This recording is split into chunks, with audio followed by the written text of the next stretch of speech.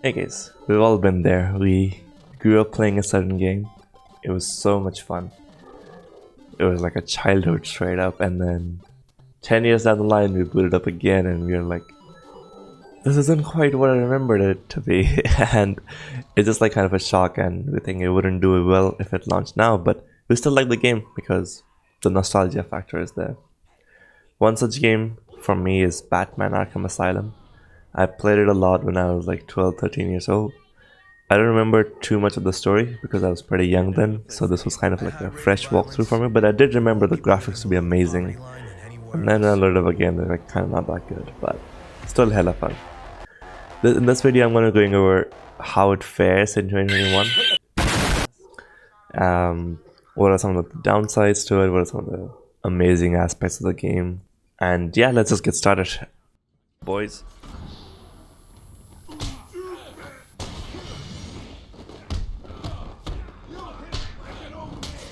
Yeah, first things first, definitely the best part about the game has to be the combat. So cool, holy shit. The combat is so good. I think only Sleeping Dogs is probably as free-flowing in terms of combat as the Arkham series.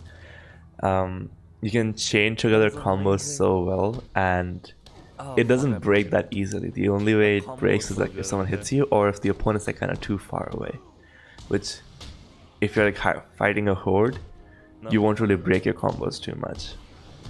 And then there's like the special combo attacks as well, that you can like kind of take out a person in one hit, and those are so good too. Nice. Definitely one of the favorite parts about my game compared to other games. I don't know, like Assassin's Creed has some decent combat, but many of the other similar games don't have very good free-flowing combat. Subject too small. This is it. Someone help me! Is this it? No, that's not it. Another fun part about the game was definitely the Riddler challenges.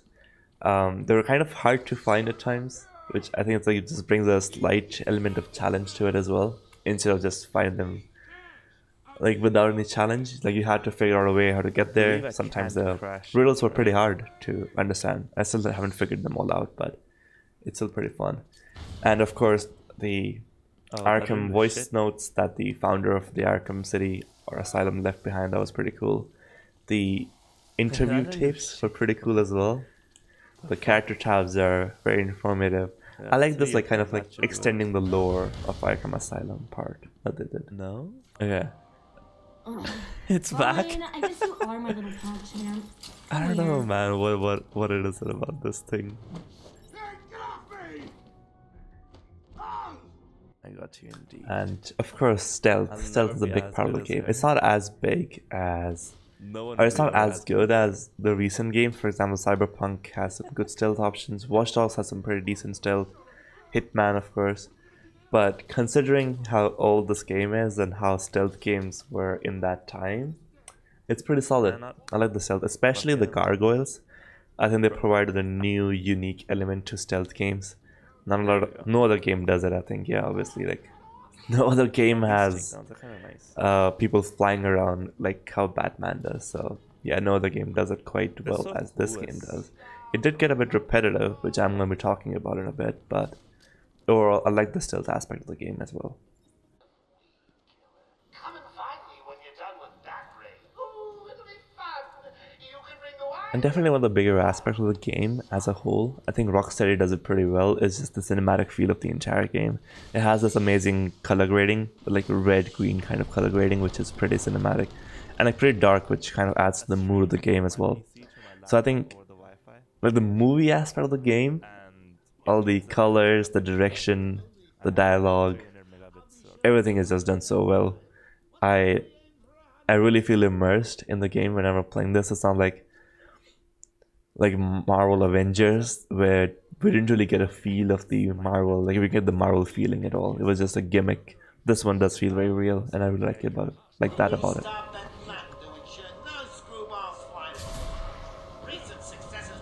No.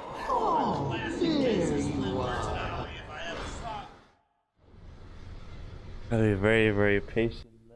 Another major thing is definitely the villains and how deep their character is. Usually in many games the villains are just like run-of-the-mill, gimmicky villains. I mean, Marvel is a prime example of that. The Avengers game was so bad, but in this game they're like fairly deep, and except that guy, the crocodile guy. Except the crocodile guy, all the villains are very well done. Harley is pretty true to her character throughout. Joker is true to his character. Scarecrow is amazing. His missions are so good too. So definitely the villains in this game were top notch, and that really makes or breaks the game. I really like it. It's good stuff. You shut up. Thank you. You have to help me. Of course, how can we forget the amazing Poison Ivy and Harley Quinn? Great addition to the game. Not gonna lie. Okay, so that was the kind of the good part of Batman Arkham Asylum and how it holds up in 2021 compared to other games. And I think it is still a very fun game. So if you haven't played it, I think it's worth a shot. It's pretty cheap. I don't remember the exact price, but it's pretty darn cheap, and it is still so much fun. I have roughly 75% completion on the game so far. I completed the main story, of course, but the Riddler challenges are a whole different deal. I've collected nearly half of them, so I'm like well on my way to finish the game. Probably like one more day of it, and I'll be done. That's another good part about the game. It's not extra long for no reason. I'd say like a good solid 20-30 hour game. 30 hours might be pushing it, like 20-25 hours of like amazing, I don't know, combat and stealth and overall fun. So would definitely recommend. Still in 2021. Of course, I do want to also talk about some of the bad parts of the game. Personally, for me, I really hated those missions where you kind of like have to track fingerprints or like a blood trail and so on and so forth. Those are very repetitive and just not fun. My major complaint with the game has to be that. It also had a bit of a repetitiveness feeling, like how many Ubisoft games do. The Division, Watch Dogs, all of them felt repetitive after like 7 hours. But thankfully, this game is short.